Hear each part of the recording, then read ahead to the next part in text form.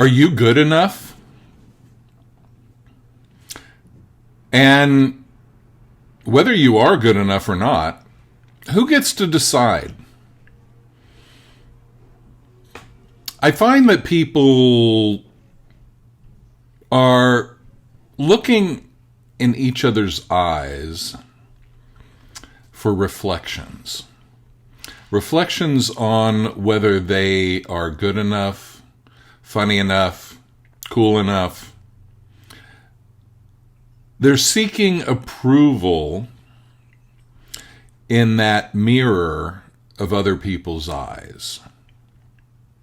So who gets to decide if you are good enough? Is there a final answer to that question? That once the question is answered in this final way, that it doesn't need to ever be asked again? Think about that, because this whole feeling of not being good enough is really at the core of a lot of human suffering. And I think it's really not necessary. So who gets to decide if you're good enough? Let's start with everybody else as the answer. So everybody else gets to decide if you are good enough. So what's wrong with that? I mean, wouldn't it be delusional to go the other way, to say, well, you get to decide?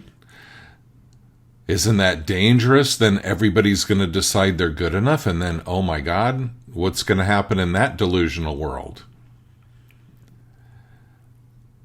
But if there's such a thing as good enough or not good enough,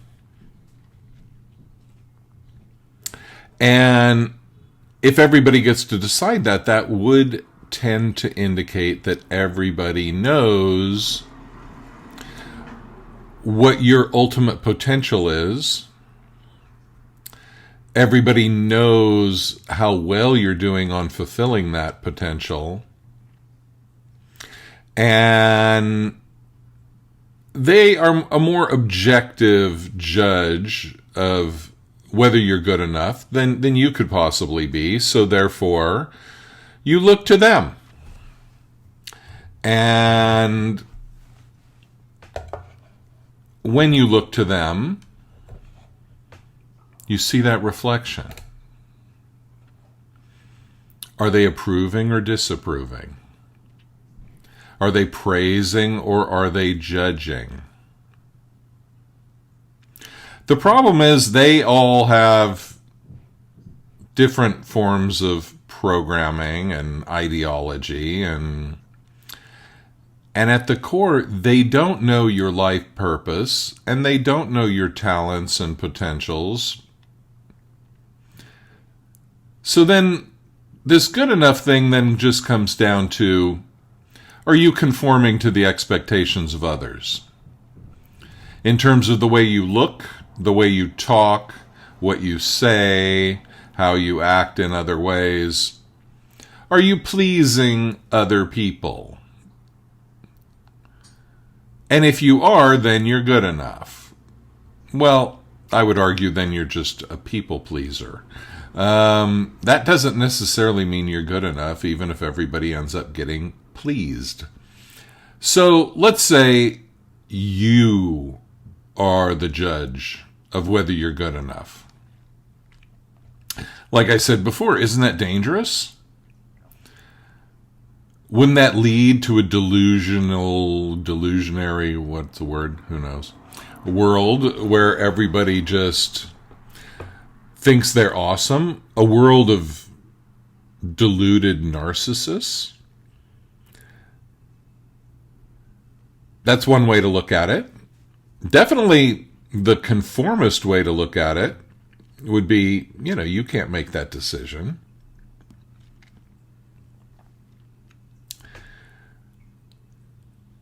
But I think you should make that decision. I think you should say, I'm good enough. I am what I am. And I'm working on it. And the whole good enough construct is kind of ridiculous. Nobody walks around saying, I am so unworthy that I do not deserve air. And then they just stop breathing, you know. Think about it. Everybody just goes around breathing the air. Like they have a right to the air. It might sound like nothing. It might sound like obvious, ridiculous. But when you compare to this feeling of totally not being good enough, being unworthy of life itself, if you really believe that, wouldn't you just hold your breath and not be breathing other people's air, other people who are more worthy than you? I think there's a fear that people have of feeling good enough. There's a fear of the feeling that they had when they were a kid, when they lost paradise. That when you were a kid, when you were really little, you did not question whether you were good enough or not. You didn't question it. And many things might have happened that were traumatic, but they didn't really touch that part of you that didn't question whether you were good enough. And then something happened where you were shamed. And part of that shaming was, on some level, you ended up feeling completely delusional in your self-confidence. The bottom fell out. Now, you might have been 1 or 2 years old. You might have been 4 or 5 years old. I don't know. It's my opinion that most of us don't even remember that event because it was almost like a birth in a way. It was where we lost innocence and we became a tainted human in the Matrix. And so we are afraid to reclaim that innate self-confidence. In some of my recent videos, you might have seen the kitty that I just got, and it's less than 2 months old still. And as I look at this kitty, the way it looks at me, the way it deals with its environment, there's no insecurity. There's no questioning of its right to exist. Not that I can tell, at least. There's a boldness. There's a confidence that isn't ego. It's just like, I'm here, so why wouldn't there be this basic confidence? And it makes me realize how broken we all are in our insecurity and in our looking in the eyes of others for a reflection of acceptance, love, and whether we are good enough. You're good enough because you exist. Is a rock good enough? Is a tree good enough? It's really a question that only arises because of the wounding and the shaming of you in your vulnerable natural state. And that's the natural state that we need to get back to.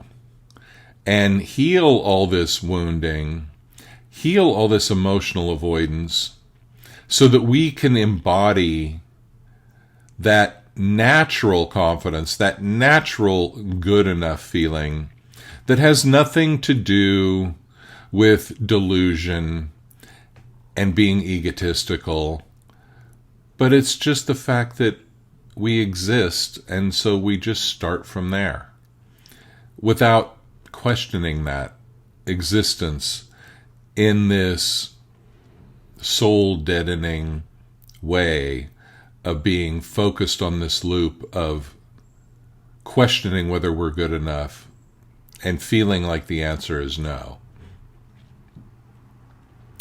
A big part of my work is plugging people in to that confidence and clearing away that programming that leads to a diminished life, diminished emotions, and looking for approval in the eyes of others rather than in your own knowing. If you'd like to do some of that work with me, you can reach out to me at andysway@yahoo.com. Have a great day, and thanks for watching.